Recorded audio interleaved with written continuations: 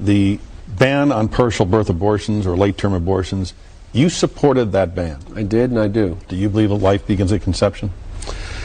I am prepared to accept my church's view. I think it's a tough one. I have to accept that on faith. It's clear to me when there's viability, meaning the ability to survive outside the womb, that I don't have any doubt. Wow. When it comes to crime and punishment, another top issue then and now. It doesn't matter whether or not they're the victims of society. The end result is they're about to knock my mother on the head with a lead pipe, shoot my sister, beat up my wife, take on my sons.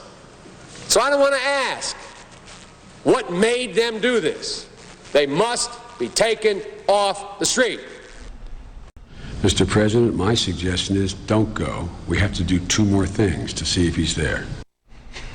So what's rocking Joe's world now is that the federal government did too much for you, where they gave you too much.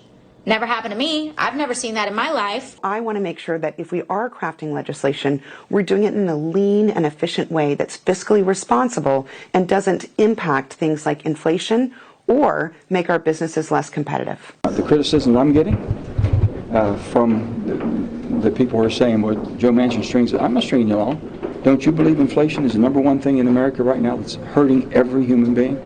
see what I'm talking about? And then he yells, we know how to get natural gas. Because we can get it. We know how to get it. It was important that Biden put a lot of thought into how he would greet MBS. He gets out of the car, approaching Mr. Bonesaw, and boom go the ethics. Biden said that wasn't a fist bump, that was me trying to punch him as hard as I could. Maybe at 79, that's as hard as Joe can punch.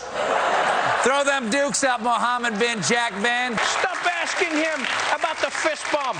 Ask him about the looming recession. No, actually, just ask me about the fist bump. Meanwhile, I read that Dr. Fauci said that he plans to retire by the end of President Biden's term.